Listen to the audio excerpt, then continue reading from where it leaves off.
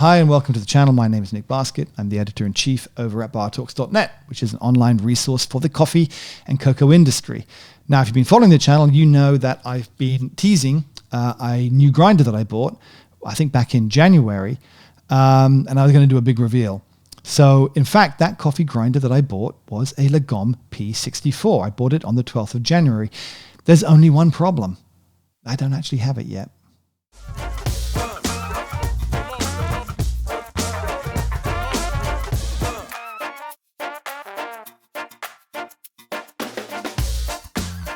Now, I bought it on January 12th. I bought it on January 12th, and they told me at the time that it was going to take a month or two to get ready, that they should aim to get it for me for around mid-March, maybe late March at the latest. But they required payment upfront in full. And so I paid $1,585 plus another $100 of shipping. And I was expecting to get it around this time, actually. So in 2 months, I have not heard a dicky bird from them. And you ever have that feeling sometimes where you're thinking, did I not just buy a grinder a couple months ago? I wonder where that is. Did I, ever get that feeling where you just think of something and then that moment or that day, they get in touch, something happens. And that's pretty much happened. I got an email from them. And the email, I got this like a couple of days ago, the email said, "Hello. We hope you're keeping well." Yeah, thanks. As we're approaching our late March target, we would like to provide an update regarding the production status of your P64. That doesn't sound good. As some of you may already know, COVID has been affecting many suppliers and businesses in China this year, especially as the government is going for zero COVID. That unfortunately impacted our suppliers too. As an example, our anodizer has been ordered to shut down for the past few weeks for that reason. As a result of that, we foresee that there is a slight disruption to our original production schedule. We're expecting a slight delay, unfortunately. And as anodization is key to our part production, the final step, we will need our anodizer to be back online before we can get the parts required. We expect there may be a 2 to 3 weeks delay from our original estimate to approximately mid/late April. We feel really bad about delivering the news. Sad face. But let us know if you have any concerns or if this is disrupting your plan. Yeah, I plan to grind coffee, so it's pretty disruptive. Thanks again for your support and patience in this difficult time. We really look forward to delivering your Lagom P64 when they're ready.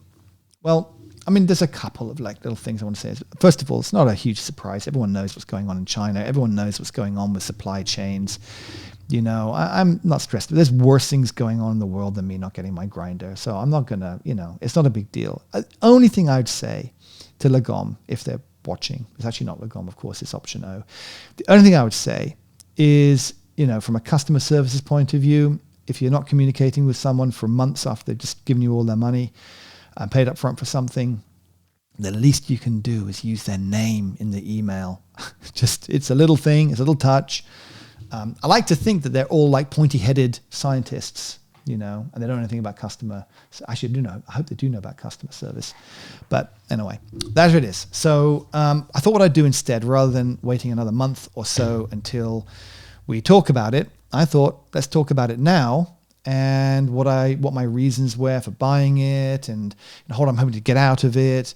And then you can tell me, you're crazy, you're wrong, you're a fool, you're an idiot, or whatever it is. Or maybe, yeah, Nick, that sounds great. So there's actually 5 things. I say 5 things, I've written them down. So hopefully there really are 5. Oftentimes I get it wrong and I start thinking of things as I'm going through the list and add to them. But let's start with 5. Number 1, numero uno. It's the way it looks. This thing has come right out of a Stanley Kubrick 2001 Space Odyssey. It's like, shtunk. This thing is beautiful. It's beautiful in its simplicity. Its simplicity is its purposefulness. It's got a purpose in life. It was born to grind coffee, and that's it. There is no Wi-Fi connection. There is no flashing purple LED. I hate those things. I hate those things. This thing is built to grind coffee. There is nothing on this that doesn't support the function of grinding coffee. How nice is that? It's small. It fits into a kitchen well. Actually, that's another point. But anyway, the way it looks. I love the way it looks. And that's very important to me, that fit into whatever kind of theme I've got going on in the kitchen or whatever else. I just like, I'm going to come, I'm going to look at it, I'm going to say, there's a quality grinder, it fits into my kitchen. It's a quality thing that I own. I would much prefer to have a far fewer quality things than lots of lower quality things. And I'm sure most of us feel the same way. So nothing flashy. It's all about a utilitarian, functional elegance that's going to complement the design of my coffee life. That wasn't what I planned to say. Something more elegant than coffee life, but you know what I mean. So the second thing, number 2, is I drink espresso. So these coffee grinders that come out that do everything, terrific for people that have an everything habit. I have an espresso habit, not an everything habit, and therefore I want it to make great espresso, and this is what it's been designed for. I configure it in such a way that it is optimized for espresso. So I got, included with that price, I configured it with the SSP red burrs, which are a high uniformity. Now, if you're not sure what that really means, what it means is that when you grind coffee, when you're hopefully not with your hand like that when chopping it, that is possible, but I wouldn't recommend it. But when you grind coffee, it's doing two things. It's compressing and it's shearing. Well, we're talking about flat burrs. Well, I think definitely flat burrs. You're compressing and shearing the coffee, the beans. And if you think about it, that's pretty hard to do that in such a way that the output is very consistent and very regular. Because how can you predict how that coffee bean is going to crack? It's very difficult to do. I imagine. I haven't tried, but I can't imagine how you would predict and have a consistent output. But that's what you got to do. So this high uniformity, because what you're talking about, of course, as you're creating these different particle sizes, is that different particle sizes, when they meet water, will extract at a different rate, and you don't want really a lot of inconsistency in extraction rates, because how would you then have a consistent output? So what you want is a consistent output, and that means having a high amount of the particles that you're extracting or that you're creating from your coffee beans to be of a uniform size. Possibly uniform shape too. I don't really know. There's a lot I've got to learn about this area. But anyway, so that's what this means. On the distribution curve, you'd have a lot of the particles in the center and less on the smaller and less on the larger, so the high uniformity. So that's so that I've got those burrs in there, and it's been designed for espresso. It's also got the knob. The knob, I'm really fascinated about this knob that changes the speed of the motor. And the motor itself is quite a high, powerful motor. But the knob allows you to change the speed of the motor, which apparently also has, for different beans, etc., has an impact on the level of uniformity that you get out of it. So that's another dimension now that I can play around with to get and extract great espresso. So I don't know a lot about that. I don't know a lot about how to like faster means what, slower means what, but I'm going to find out, and I'm going to share it with you. So that's number 1 and 2. Number 3, we're on to 3 already, is zero retention. So I hate throwing away beans. I mean, the current grinder I've got is very nice, the Eureka 65E, the Zenith. It's very nice, but there's a lot of retention in there. It's also the burr set is a different kind of burr set, and it makes great kind of chocolatey textured espresso, but it's not great at other things. It's not great extracting different flavors. So, but the retention in that is a killer for me, because I have to waste at least 3 grams of coffee or more. Maybe even 5 grams in the morning every day. Multiply that over a month, and it adds up. It's even if it's not the cost, it's just kind of the point. It's the point of it. It's like you're wasting all that coffee. It's just a shame. It's a crime. It's a crime to waste coffee. So I love the fact that this is zero retention, and I'm just going to weigh out 21.5 grams, and I'm going to get 21.5 grams out, and there's no bellows involved in it. And so I know the bellows. I was thinking about this. I was thinking about, whether I should say why I don't like bellows. I realize there's no good way of saying it. I'm going to look like such a snob either way. But we've got an honest dialogue. I'm just going to be very open with you. I don't like the plasticky, rubbery thing that comes off and goes on, and it looks cheap. But this is the thing. This is the good point to it, is that it is cheap, and it makes the whole package, like it makes companies able to make grinders at a lower price point. So other people can get, everyone can get these single dosing grinders. Not everybody's willing to spend $1,600 or wants to, or thinks it's a smart thing to do, to spend $1,600 on a grinder. So I get the point of the bellows. I just don't want it. I want, and that movie, the movie with the guy that goes to Mars, and he's part of the whole team, and he's on Mars, and then there's an accident. What happened? Was there an asteroid hit or something? Anyway, they think he's dead, and they get back in the spaceship and they leave, and he's left there. In the movie, it was played by Matt Damon. But the book was even better. Actually, the movie wasn't bad, but the book's better. So in there, the guy's like saying he's left. He's like, oh crap. And he manages to get a signal back to NASA and says, hey, I'm still alive. And they're like, oh my God, you're still alive. They have to send a mission back to get him, but that's going to take months. So in the meantime, this guy's left with this problem, like, how am I going to stay alive for these months until they can come get me? And he says, I think somewhere in the book, he says, I'm going to have to science my way through this problem. I'm going to have to science my way through it. And I love that saying, kind of like in my head all the time, like I science my way through something. And I kind of feel like that's what they've done with this grinder, because you're talking about flat burrs naturally retain, it's just the way that they work. The whole design is kind of like, it's not meant to purge everything through. There's a natural retention there. So, having a bellows is a simple solution. In some respects, it's very elegant because it's the simplest solution.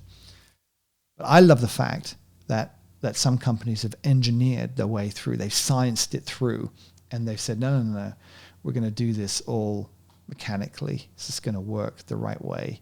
You don't need to pump any plastic bellows or anything. I love that. So zero tension. We're on number 3. Number 4. Number 4 is the pleasurable workflow.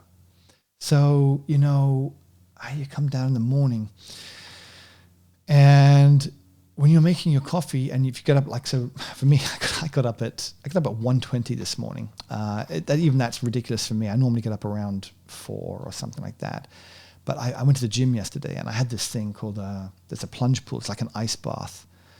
It just made me exhausted, or maybe it was just actually exercising. I went away. I was exhausted. Yes, I went to bed really early. I got up at 20 past 1, so I'm down. I'm making my first espresso around 2 o'clock in the morning. So 2 o'clock in the morning, I'm making an espresso, and I feel like when you start the day, how it starts is an indicator of how it's going to go on. I mean, that's not always true, but it kind of always feels that way to me. If I have a messy start to the day, kind of is a bad indication that the rest of the day is going to be a bit tricky. Whereas if my day goes smoothly in the morning, I feel like I'm ready and I'm prepared to do anything. And so making that coffee is very important on different levels. Not only because I want a great coffee, I can only drink so much coffee. I can't get it wrong 4 or 5 times and on the 5th time go, oh yeah, that's a great coffee. But then I'm out of my mind. So I sort of want to get it right, but I also want to enjoy the process. I don't want to have a lot of mess. I don't want to have, I don't want to have a lot of hassles. I don't want to get frustrated. Like, oh God, you know what? I want to be able to set it up in such a way that I have control. I wouldn't say no mess. I don't mind there being, a little bit of mess to clean up, but I just don't want it to be a mess. I want the process to be a very Zen interaction process where it's adding to the Zen of the morning. It's not subtracting from the Zen of the morning. If that makes sense. And I love the build quality. I love the look. I love the zero retention and all of that, and the whole workflow. The whole workflow just seems to make an awful lot of sense to me. Now, obviously, we'll see when I get it. Maybe it won't be as good as I'm hoping or think it'll be, but obviously I think and hope that it will be. So that's number 4. The 5th point is the easy maintenance, and that I suppose is kind of related to point number 4. But how cool is it that on this great machine, that you can get access to the burrs to clean it without any tools. And again, doing something as simple as that is quite a complicated process. The simpler you want to make something, usually the more thought and effort has to go into the engineering of it. So they've made this machine this grinder, that you can access the burrs quickly without any tools, clean it, and has such high tolerances, they claim, I have to see, that when you put it all back together again, you haven't lost any of you haven't altered the profile. And so what that means to me is that I don't have to finish my beans before I clean it, because that's what I do at the moment. On my hand grinder, I won't give it a clean even if it needs it if I'm halfway through a bag of beans, because I know I'll have to recalibrate afterwards. I don't want to do any recalibration and waste the coffee and time. Instead, I just want to be able to clean it, put it back together. The setting is the setting that it was. I continue. And that's what I can do with the Lagom. So the ability to disassemble and reassemble quickly without tools and without losing any of the alignment, that's a peach for me. So tell me, these are my 5 things.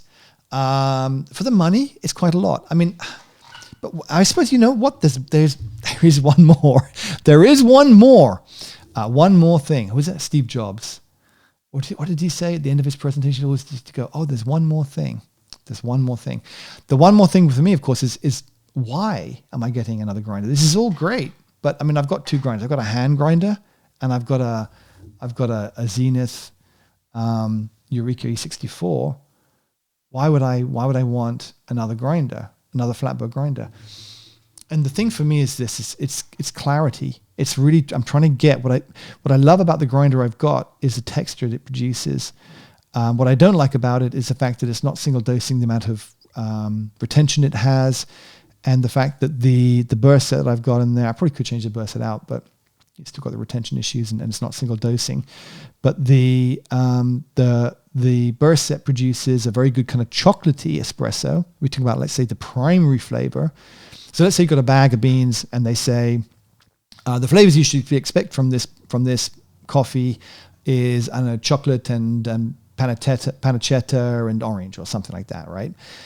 And you maybe get the chocolate through, and you may have a hint of the orange or a hint of the apricot or whatever it might be, but you got no pancetta, or whatever it is like that. And let's say you got the primary flavors. It's great at producing the primary flavors. But the secondary flavors, the isolation of those different flavors doesn't come through. It's not great at clarity. That's what we mean by clarity. And I really want to start experimenting, because I get these coffees through. I get lovely coffees through, and I can see, it gives me a hint, sort of a tease and a taste of the potential. But I don't feel like I'm getting the potential out of those coffees. I'm hoping that this is going to help me along the way with that. Whilst making my whole experience more enjoyable. So that's the reason I bought this grinder. I also feel that with that kind of build quality and the way it works, that this is a grinder that actually it's going to scratch my itch, if I can put it that way. It's going to scratch my itch, and I'm not going to feel the need that a year down the road, there's a better grinder out. Maybe I need to get that other thing. Maybe I'll be wrong about that, but I'm hoping this is a grinder that's going to last me for many, many years. Anyway, tell me what you think. Did I make the right choice? Do you think I should have bought something else? Feel free to call me out on that. Tell me what you think. Did my reasons make sense to you? And do you think they'll be addressed by the P64? Also, finally, One more thing. I'm going to Amsterdam on the 30th. I'll be there until, I think, the 1st. So I'm going to do the Amsterdam Coffee Festival. Anybody wants to meet up there, hit me up. Let's put a little comment below. We'll get in touch. And I'd love to see you out there. I'm going to go see the San Remo. I think San Remo have a stand there. And I plan to steal whatever I can that's on their stand. That's my challenge, is to go up there, cause a distraction, maybe a fire, something like that, and then just steal everything I can from their stand. There's quite a small kind of little, I went to the very first one they did. There's kind of a small little coffee festival, but they've got some good things going on there. They got, last time I was there, I met some really interesting people, met some really interesting companies, smaller companies as well. So I'm very interested to see what happens there today. We're also going to be meeting some friends out in Amsterdam. So it's kind of a good reason to dovetail those two things together. Then I'll come back, and then the next day, I'll be going to London for the Coffee Festival in London at the Excel Centre. So if you're going to go to that one, that's a huge one.